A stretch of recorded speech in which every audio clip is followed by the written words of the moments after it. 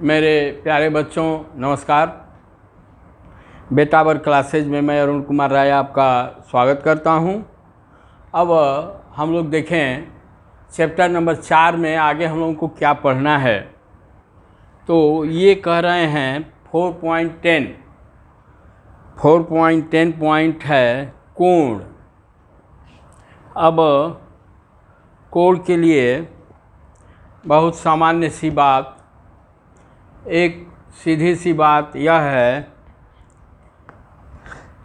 आपकी किताब में बहुत कुछ उसको खींच करके ये करके उन्होंने समझाया है, लेकिन संक्षेप में यही है कि दो रेखाएं, दो किरणें, वास्तव में कोण की परिभाषा किरण के रूप में की गई है, लेकिन वह आपके अगले स्तर की बात है। यहाँ केवल आप रेखा समझिए। दो रेखाएं कहीं एक उभयनिष्ठ बिंदु पर मिलती हैं, दो सरल रेखाएं यदि किसी उभयनिष्ठ बिंदु पर मिलती हैं तो जिस उभयनिष्ठ बिंदु पर मिलती हैं वहाँ वे जो है एक कोण का निर्माण करती हैं। जैसे यह मान लीजिए आपकी रेखा है ए बी और सी। यहाँ रेखा क्या है? A B. रेखा के लिए मैंने बताया था कि ए बी लिख करके जब ये कर देंगे तो हम लोग क्या पढ़ेंगे, इसको रेखा ए बी पढ़ेंगे। रेखा ए बी और रेखा सी बी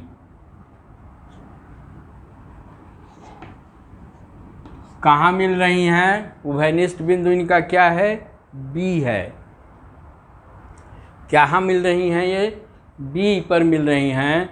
तो बी पर जब ये मिलती हैं तो एक कोण का निर्माण करती हैं, और कोण के लिए क्या होता है, दोनों रेखाओं के बीच में ऐसे खींच देते हैं तो इसको हम लोग कोण कहते हैं। और किस कोण को हम लोग ऐसे करके, ऐसे कोण का मतलब एक निशान बना करके कोण बी लिख सकते हैं, यह कोण बी हो गया। अथवा इसको हम लोग यह भी लिख सकते हैं, कोण ऐसे करके जब आपने ऐसे कर दिया तो यह कोण कहा जाएगा, कोण ए बी सी। कोण ए बी सी जिस शीर्ष बिंदु पर मिलती हैं वह बीच में रहेगा, कोण ए बी सी। इसको हम लोग ऐसे नहीं लिख सकते कि कोण बी ए सी अथवा बी सी ए, थोड़ा हम लोग ध्यान दें इस पर।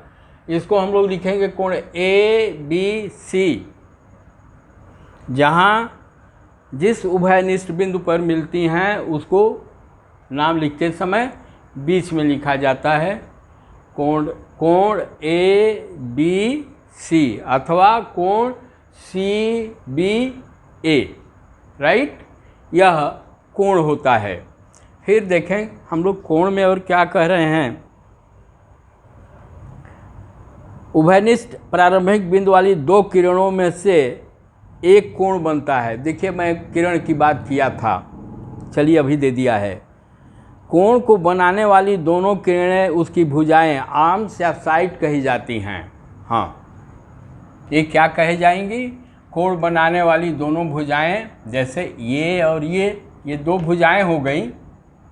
दो किरणें हैं, एक किरण इधर से ऐसे आई, दूसरी किरण यहाँ से यहाँ आई, ये दोनों किरणें यहाँ मिली तो ये क्या हुआ? एक कोण का निर्माण हुआ। तो इसको, इस कोण का, इन रेखाओं को इस कोण का भुजा कहा जाता है, आर्म कहा जाता है, साइड कहा जाता है, ठीक ना। और इसको क्या कहते हैं? शीर्ष कहा जाता है। इसको उभयनिष्ठ बिंदु को शीर्ष कहते हैं। अंग्रेजी में इसको वर्टेक्स कहते हैं। फिर ये समझाए हैं सब आपका कोण के विषय में। फिर ये कह रहे हैं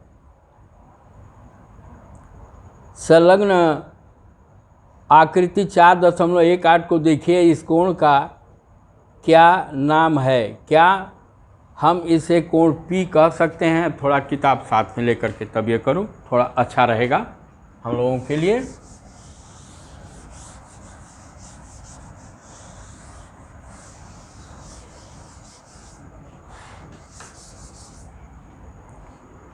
जैसे किताब में इन्होंने ऐसे, ऐसे और ऐसे, इसको इन्होंने A, इसको B, इसको C और इसको P नाम दिया है। 3 किरणें हैं, एक है AP, दूसरा है BP, तीसरा है CP। ये आकर के P बिंदु पर मिल रही हैं। P जो है उभयनिष्ठ बिंदु है जहाँ पर ये तीनों मिल रही हैं और कोण का निर्माण कर रही हैं। अब ये कह रहे हैं क्या हम इसे कोण P कह सकते हैं? हाँ, कह सकते हैं। देखिए, अब कोण P जो है इसको भी कह सकते हैं पूरा कोण, पूरा कोण कोण P है। फिर यहाँ पर 2 कोण और बन रहे हैं, एक कोण यह और एक कोण यह, ठीक ना। 3 कोण बन रहे हैं। पहले तो यहाँ से ऐसे चल करके रेखा ऐसे मुड़ गई, मतलब क्या बनाया इसने? कोण APB, ठीक। यहाँ से ऐसे आकर के कोण APB बना। फिर एक क्या बना? BPC, कोण BPC बना। ये ऐसे आकर के और ऐसे हो गया। और एक कोण बना यहाँ से ऐसे और ऐसे, तो यह कोण बन गया कोण APC। अब कोण P का अर्थ यहाँ APB या CPB या APC हो सकता है, ठीक। 3 कोण बन रहे हैं, तीनों कोणों को हम कोण P कह सकते हैं, जिसका अलग अलग वैल्यू होगा। इसलिए यहाँ और अधिक सूचना की आवश्यकता है। ध्यान दीजिए कि कोण को लिखते समय उसके शीर्ष के अक्षर को सदैव बीच में रखा जाता है, जिसको कि मैं बहुत पहले ही आपको बता चुका हूँ। अब आइए, ये कह रहे हैं कोई कोण, अब इन्हें कीजिए, ये कुछ करने के लिए हम लोगों को कह रहे हैं। क्या कह रहे हैं? कोई कोण मान लीजिए ABC, अब कुछ खींचने के लिए कह रहे हैं कोण ABC।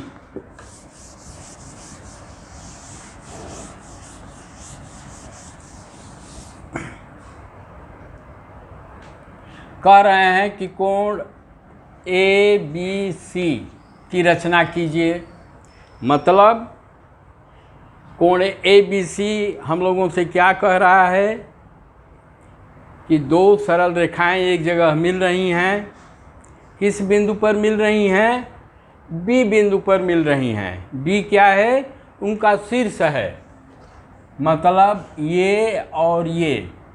तो पहले मैं यहाँ पर B कर दूँ, क्योंकि यह कोण B है, इसका नाम A कर दूँ, इसका नाम C कर दूँ, यह हो गया। और ऐसा करने के बाद हम लोगों को ऐसे कर देना चाहिए, यह हो गया कोण, ठीक।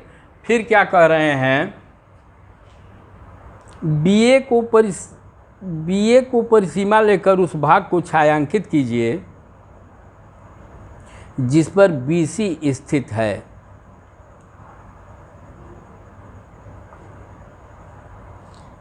BA को परिसीमा लेकर के उस भाग को छायांकित कीजिए जिस पर BC स्थित है, ठीक। अब देखिए, यह कह रहे हैं कि इसको आप लोग छायांकित कीजिए जिस पर BC स्थित है।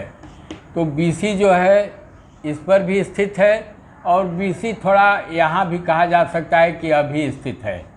इसको भी हम लोग छायांकित कर देंगे, इसको भी अलग अलग छायांकित कर देंगे। ये छायांकित करने की बात है। चलिए फिर क्या है, अब BC को परिसीमा लेकर उस भाग को दूसरे रंग से छायांकित कीजिए जिस पर BA स्थित है। वैसे ही करना है, आपकी किताब में भी दिया हुआ है, कोई विशेष ये नहीं है। फिर है दोनों प्रकार के छायांकित भागों में उभयनिष्ठ भाग। अब देखिए उभयनिष्ठ भाग, ये तो बहुत बढ़िया बोल दिया। अब ये कह रहे हैं, जैसे इसको भी कह रहे हैं छायांकित करने के लिए, मान लीजिए इसको भी हम लोग छायांकित कर दीजिए। अब ये कह रहे हैं कि उभयनिष्ठ भाग को छायांकित कीजिए, तो उभयनिष्ठ भाग क्या है, यह और ये हम लोगों ने रंगा है। फिर इसके लिए BC के लिए हम लोगों ने यहाँ तक रंगा है। तो अब उभयनिष्ठ क्या है, इसमें यह शामिल है, ठीक।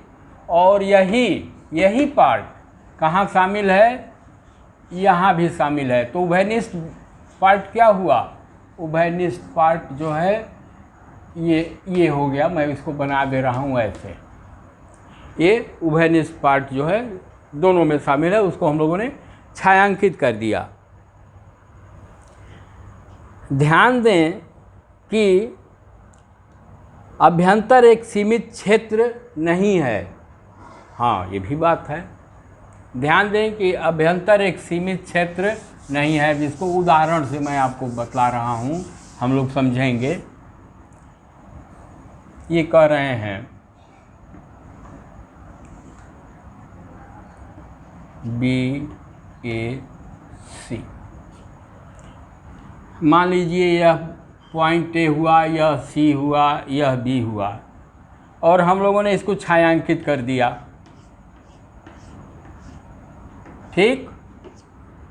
अब ये कह रहे हैं कि ध्यान दें कि यह सीमित क्षेत्र नहीं है। क्यों नहीं है, इस रेखा, यह रेखा यहाँ भी बढ़ाई जा सकती है, यह रेखा यहाँ भी बढ़ाई जा सकती है, ये भी तो हो गया। अतः वह सीमित क्षेत्र नहीं है। मान लीजिए हम लोगों ने परिकल्पना किया है, कॉपी पर उदाहरण हम लोग कर रहे हैं, तो एक सीमित क्षेत्र तक उसको रंग करके ही करेंगे, क्योंकि कोणों की दोनों भुजाएं है ना, जो दोनों कोणों की दोनों भुजाएं अनिश्चित सीमा तक बढ़ाई जा सकती हैं। फिर संलग्न आकृति 4:20 में X कोण के अभ्यंतर में स्थित Z है, ठीक।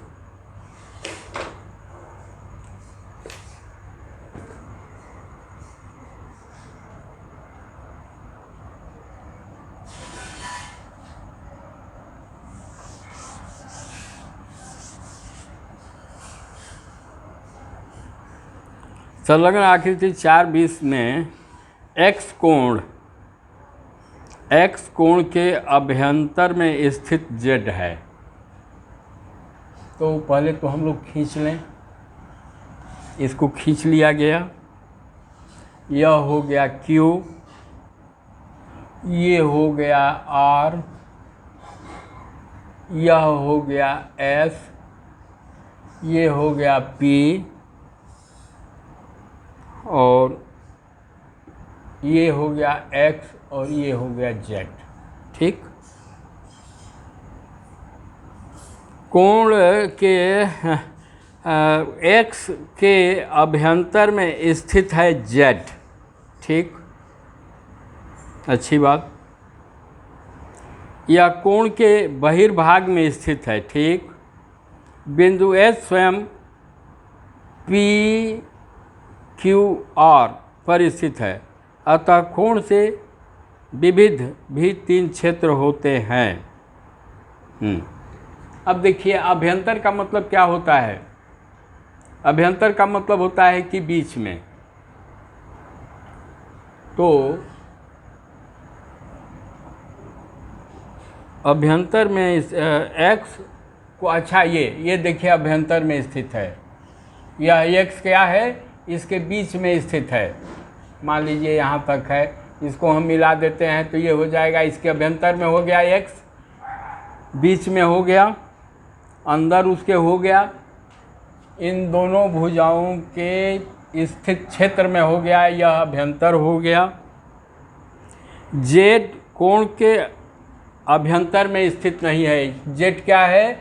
बाहर है। हमारा कोण यह है, इसके अभ्यंतर में यह है।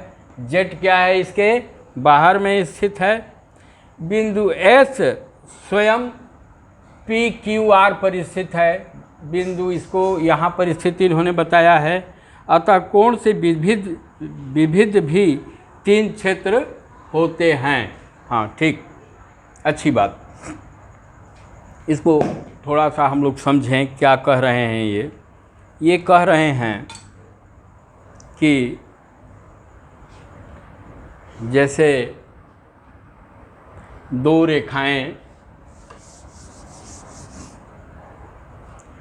रेखाएं मिल करके, मान लीजिए एक कोण उन्होंने बना दिया, इसको ऐसे करके हम लोग मिला दिए, तो इन रेखाओं की, इसको तो अनंत तक बढ़ाया जा सकता है, लेकिन हम लोग कल्पना कर रहे हैं क्या, यहाँ यदि कोई बिंदु होगा तो क्या होगा? इस कोण के अभ्यंतर में हो गया। ध्यान दीजिए, यही कहने का मतलब है, और कहीं कुछ नहीं है। या इसके अंदर हो गया तो अभ्यंतर हो गया, या इसके बाहर हो गया तो क्या कहें, बहिर्सीमा में हो गया। और यदि इस पर हो, इस रेखा पर हो, इस रेखा पर हो, यहाँ हो, तो ये क्या होगा? यह बिंदु क्या होगा? परिसीमा पर होगा। कहाँ होगा? परिसीमा पर होगा। तो इनके कहने का मतलब ये है कि कोण ही नहीं, कोण के अतिरिक्त भी इसके कुछ पार्ट होते हैं। अब इसका अनुप्रयोग चल करके हम लोगों को आगे, अभी नहीं, आप लोगों के लिए आगे चल करके इसका कैसे क्या होता है हम लोग पढ़ेंगे। अब आपकी एक छोटी सी प्रश्नावली है 4.3। मैं चाह रहा हूँ कि इसको ख़त्म कर दूँ। थोड़ा सा लंबा होगा, लेकिन हम लोगों के लिए कोई दिक्कत नहीं है।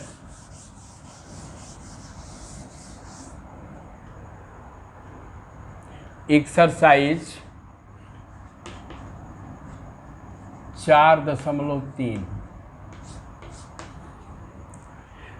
एक्सरसाइज, नीचे दी आकृति में कोणों के नाम लिखिए। ठीक, इन्होंने ऐसे बनाया, फिर ऐसे किए हैं और ऐसे कर दिए। फिर क्या है? A B C D। या देखिए, शॉर्ट रूप में भी लिखा जा सकता है, विस्तृत रूप में भी लिखा जा सकता है। कोणों का नाम हम लोग कोण A, कोण B, कोण C, कोण D लिख सकते हैं। ठीक,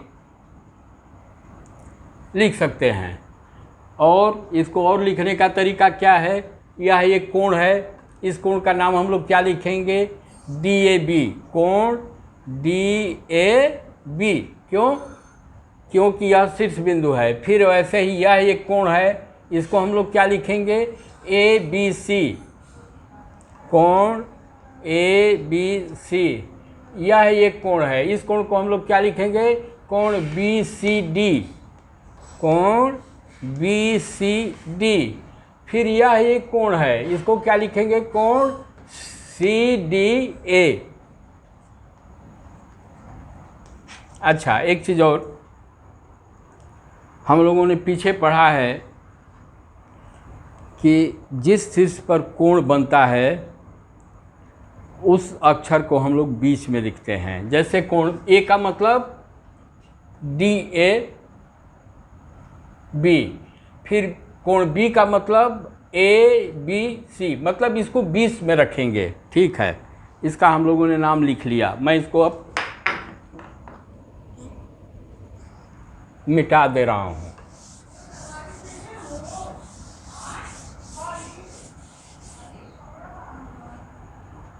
फिर है संलग्न आकृति में वे बिंदु लिखिए जो कोण DOE के अभ्यंतर में स्थित हैं। अब इन्होंने एक फिगर बनाया है ऐसे करके और ये देखिए किरण की बात होती है, ये F इसका नाम लिखा है इन्होंने, यहाँ पर एक C है, यह O है, यह D है,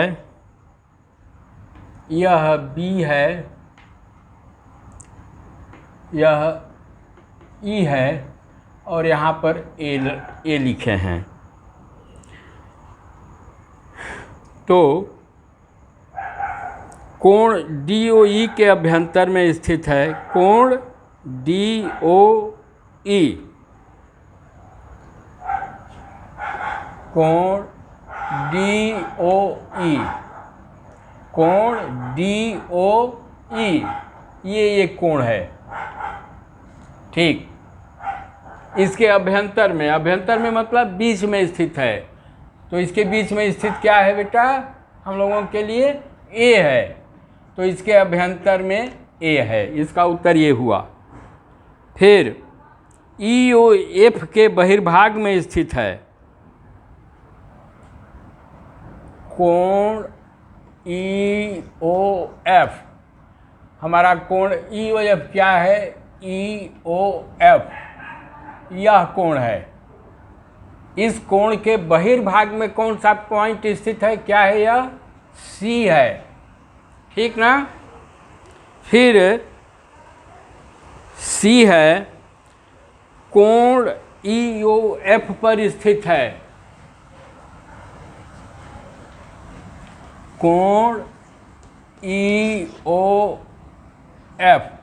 कोण EOF क्या है, कोण EOF, और EOF पर क्या है, यहाँ पर एक बिंदु B है, अतः वह क्या है, पॉइंट B है। ये हम लोगों का ये सिंपल है, बहुत कठिन नहीं हम लोगों के लिए। इसको बस थोड़ा सा आप लोग अभ्यंतर बहिर्सीमा ये सब जान जाएंगे तो हम लोगों के लिए बहुत आसान हो जाएगा। फिर है क्वेश्चन नंबर 3, दो कोणों की रफ आकृतियाँ खींचिए, उनमें एक बिंदु उभयनिष्ठ हो। बहुत बढ़िया। दो कोणों की रफ, दो कोण कह रहे हैं खींचने के लिए। जैसे मान लीजिए एक ये हुआ, एक ये हुआ और हम लोगों ने ऐसे कर दिया। इसको हम लोग कर दें ABCD। अब देखिए दो कोण बन गया। बनने के लिए तो तीन कोण बन रहा है, कैसे, एक कोण यह हुआ, एक कोण यह हुआ और एक कोण यह हुआ ना। लेकिन केवल दो कोणों की बात कर रहे हैं, उनमें एक बिंदु उभयनिष्ठ हो। इनमें उभयनिष्ठ बिंदु क्या हुआ दो कोणों का, यहाँ देखिए DBC और कोण ABD। उभयनिष्ठ बिंदु क्या है इसके लिए, B, क्योंकि दोनों रेखाएं जहाँ मिल रही हैं वह उभयनिष्ठ बिंदु हो गया।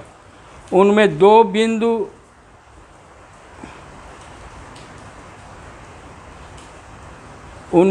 बिंदु उभयनिष्ठ हों,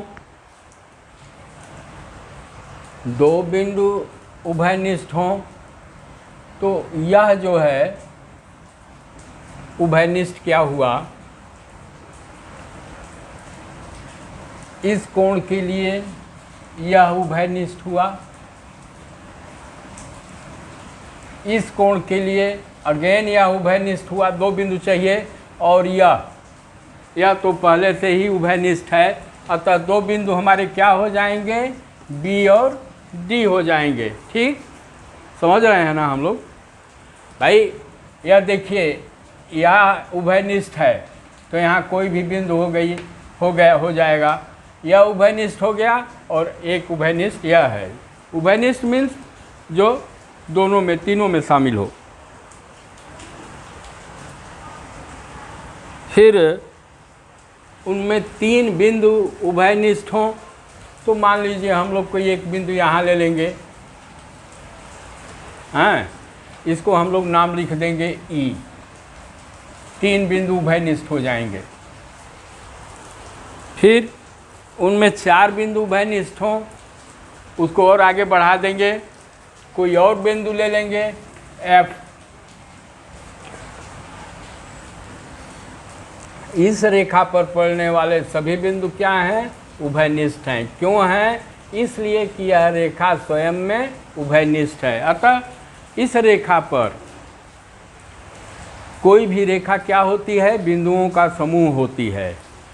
रेखा वह है जिस पर असंख्य बिंदु होते हैं। अतः कहीं भी कोई भी बिंदु रख करके उसका नाम हम लोग लिख सकते हैं। उनमें एक किरण उभयनिष्ठ हो।